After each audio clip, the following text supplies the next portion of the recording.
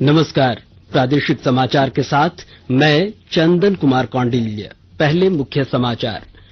केंद्रीय वित्त मंत्री निर्मला सीतारमण ने देश में उपभोक्ता मांग में लगभग 73,000 करोड़ रुपए तक की वृद्धि के लिए बड़ी योजनाओं की घोषणा। प्रधानमंत्री ने राजमाता विजयाराजे सिंधिया की जयंती पर उनके सम्मान में 100 रुपए का स्मारक सिक्का किया जारी।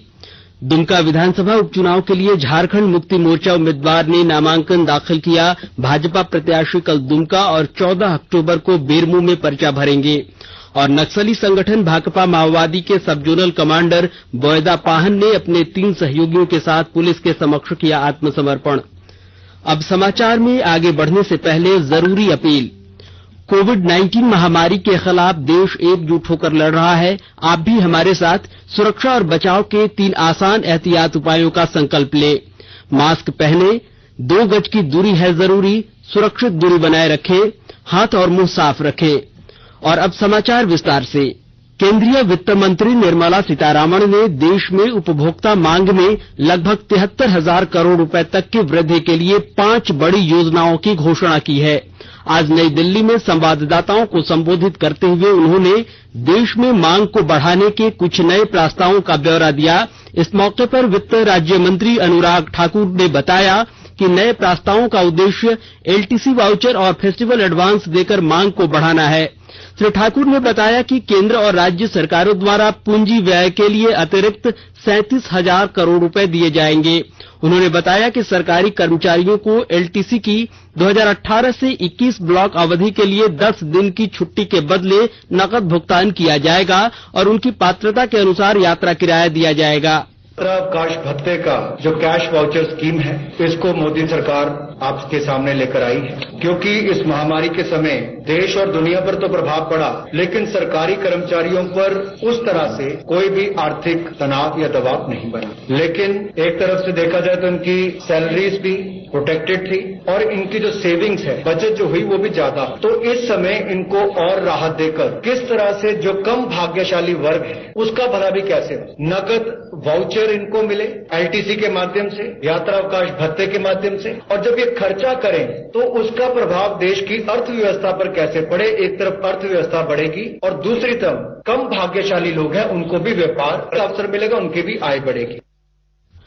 प्रधानमंत्री नरेंद्र मोदी ने वर्चुअल समारोह में राजमाता विजयाराजे सिंधिया की जयंती पर उनके सम्मान में 100 रुपए का स्मारक सिक्का जारी किया। भारतीय जनता पार्टी के संस्थापक सदस्यों में से एक विजयाराजे सिंधिया ग्वालियर की राजमाता के नाम से विख्यात थीं। दिवंगत नेता को श्रद्धांजलि अर्पित करते हुए श्री मोदी ने कहा कि राजमाता सिंधिया का जीवन और उनके कार्य निर्धनों से जुड़े हुए थे और उनका जीवन जनसेवा में लगा था। प्रधानमंत्री ने कहा कि राजमाता उन व्यक्तित्वों में से एक थीं जिन्होंने पिछले सदी में भारत को दिशा दी और भारतीय राजनीति के हर महत्वपूर्ण दौर को देखा।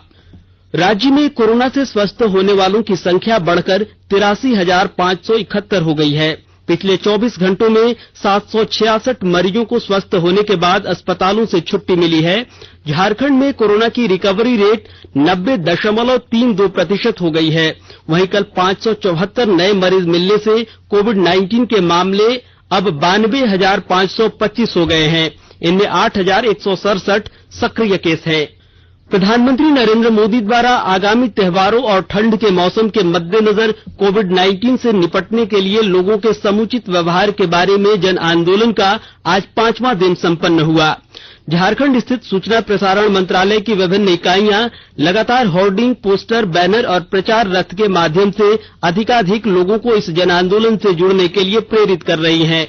साथ ही साथ सूचना एवं प्रसारण मंत्रालय की समस्त इकाइयां ट्विटर, फेसबुक और सोशल मीडिया के अन्य माध्यमों से इस महत्वपूर्ण जन आंदोलन की जानकारी झारखंड वासियों और देशवासियों को पहुंचा रही है।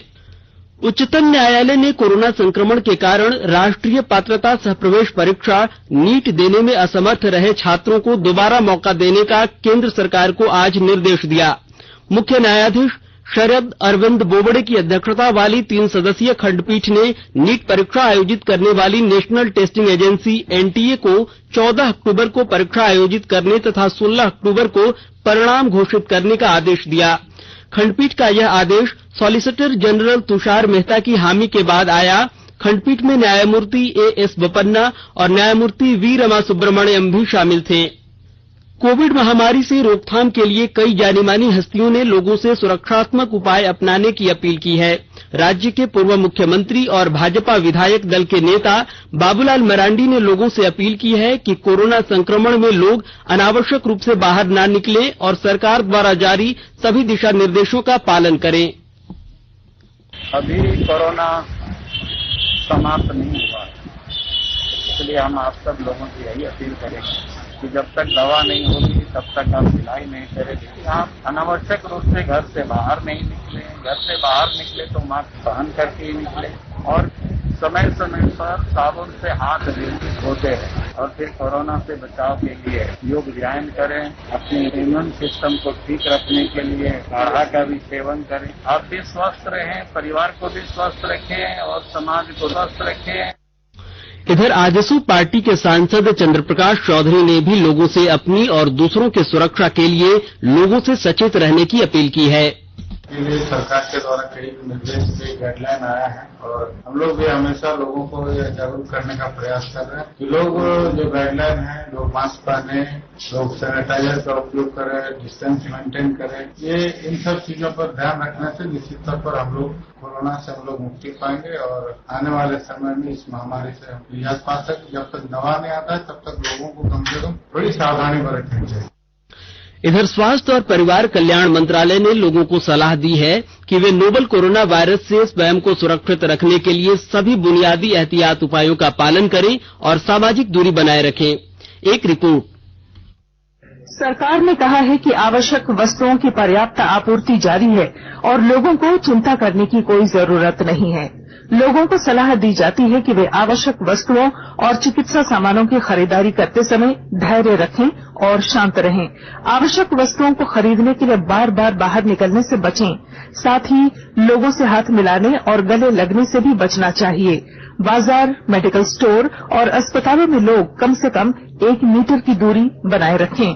घर पर गैर जरूरी सामाजिक समारोह से बचा जाना चाहिए और घर पर मेहमानों को नहीं बुलाना चाहिए। लोगों को अपनी आंख, नाक और मुंह छूने से बचना चाहिए और लगातार हाथ साफ करते रहना चाहिए। हाथ को दोनों तरफ से कम 20 सेकंड तक रगड़कर धोना चाहिए। यदि कोई व्यक्ति खांसी या बुखार से पीड़ित है तो वह दूसरों के संपर्क में आने से बचे और डॉक्टर से तुरंत परामर्श ले। स्वास्थ्य मंत्रालय ने कोरोना वायरस के बारे में जानकारी के लिए एक टोल फ्री नंबर 1075 जारी किया है। इधर राज्य सरकार की ओर से भी कई दिशा निर्देश जारी किए गए हैं। इस सिलसिले में सरकार ने हेल्पलाइन नंबर 181 जारी किया है। सरकार ने कहा है कि कोरोना वायरस से संदिग्ध तौर पर संक्रमित कोई व्यक्ति पाया जाता है तो इसकी सूचना 0651 जो रांची का कोड है और टेलीफोन नंबर 2261-000 तथा 2261-002 के अलावा फैक्स नंबर 2261-856 और मोबाइल नंबर 9955837428 पर दी जा सकती है। आकाशवाणी रांची भी आपसे अपील करता है कि कोविड-19 के संक्रमण से बचने और अन्य लोगों को सुरक्षित रखने के लिए कृपया घर पर ही रहें और सरकारी दिशा निर्देशों का पालन करें। दुमका विधानसभा उपचुनाव के लिए झारखंड मुक्ति मोर्चा के उम्मीदवार बसंत सोरेन ने आज नामांकन पत्र दाखिल किया। नामांकन दाखिल के मौके पर झारखंड मुक्ति मोर्चा के कार्यकारी अध्यक्ष सह मुख्यमंत्री हेमंत सोरेन, कांग्रेस विधायक दल के नेता आलमगीर आलम, मंत्री बादल पत्रलेख और सत्यानंद भोक्ता भी दुमका पहुंचे थे।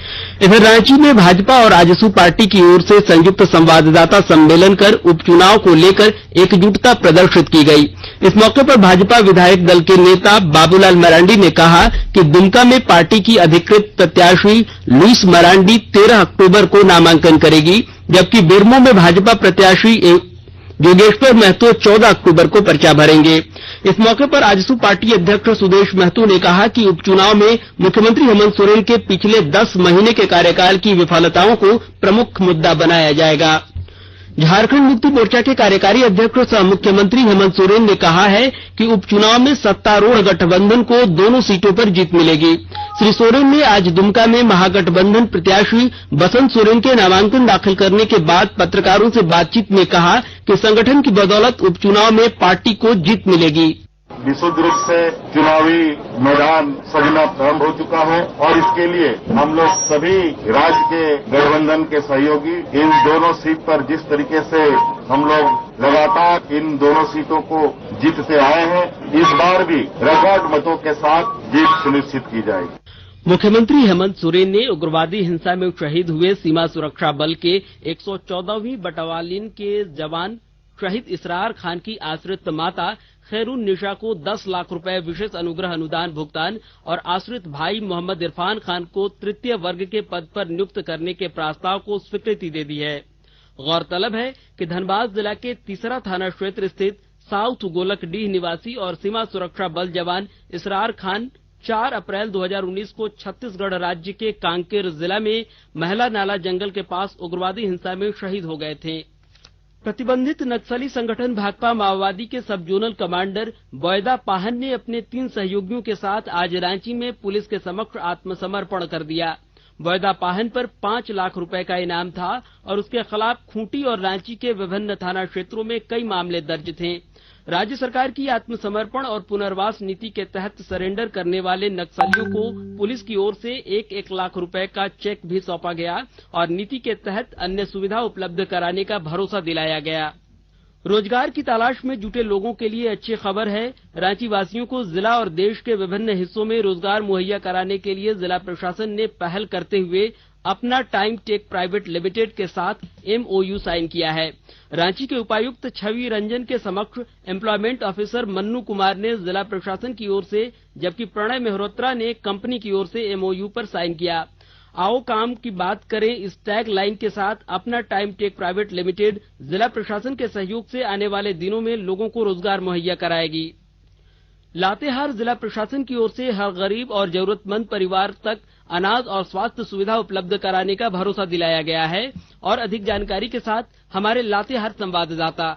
लातेहार जिले के नवपदस्थापित उपायुक्त अबू इमरान ने कहा है कि जिले में किसी की मौत भूख व इलाज के अभाव में न हो, इसे संबंधित अधिकारी सुनिश्चित करें। उन्होंने चेतावनी देते हुए कहा है कि अगर इस मामले में गड़बड़ी पकड़ी गई तो जिम्मेवार लोगों पर कठोर विभागीय कार्रवाई की जाएगी। उपायुक्त ने कहा कि केंद्र व राज्य सरकार द्वारा संचालित योजनाओं का लाभ अंतिम व्यक्ति तक हर हालत में पहुँचना चाहिए। उपायुक्त ने जिला आपूर्ति पदाधिकारी को कहा है कि कार्डधारियों को ससमय राशन मिले। जन वितरण के खाद्यान्न की कालाबाजारी किसी भी सूरत में बर्दाश्त नहीं की जाएगी। उपायुक्त ने कहा कि काम के अभाव में मजदूरों का पलायन न हो, इसके लिए प्रत्येक गांव में मनरेगा की 6 योजनाएं संचालित की जाएं। इसके बाद भी अगर मजदूर काम मांगते हैं तो 24 घंटे के भीतर उन्हें काम उपलब्ध कराया जाए। संजय कुमार तिवारी, आकाशवाणी समाचार, लातेहार।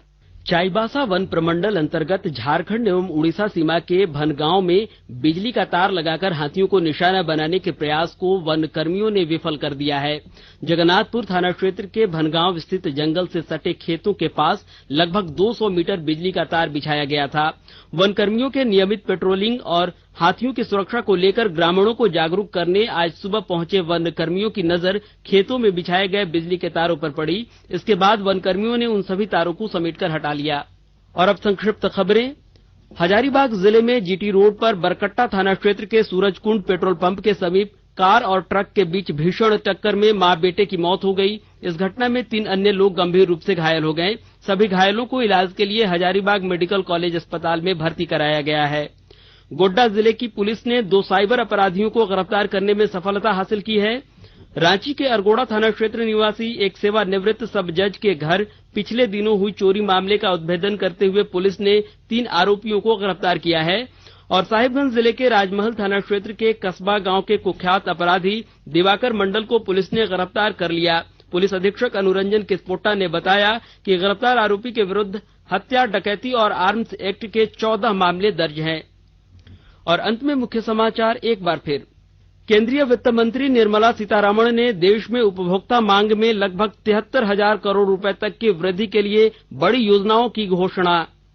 प्रधानमंत्री ने राजमाता विजया राजे सिंधिया की जयंती पर उनके सम्मान में 100 रुपए का स्मारक सिक्का किया जारी। दुमका विधानसभा उपचुनाव के लिए झारखंड मुक्ति मोर्चा उम्मीदवार ने नामांकन दाखिल किया। भाजपा प्रत्याशी कल दुमका और 14 अक्टूबर को बेरमो में पर्चा भरेंगे। और नक्सली संगठन भाकपा माओवादी के सब जोनल कमांडर बॉयदा पाहन ने अपने 3 सहयोगियों के साथ पुलिस के समक्ष किया आत्मसमर्पण। इसके साथ ही आकाशवाणी रांची से प्रादेशिक समाचार का यह बुलेटिन समाप्त हुआ। नमस्कार।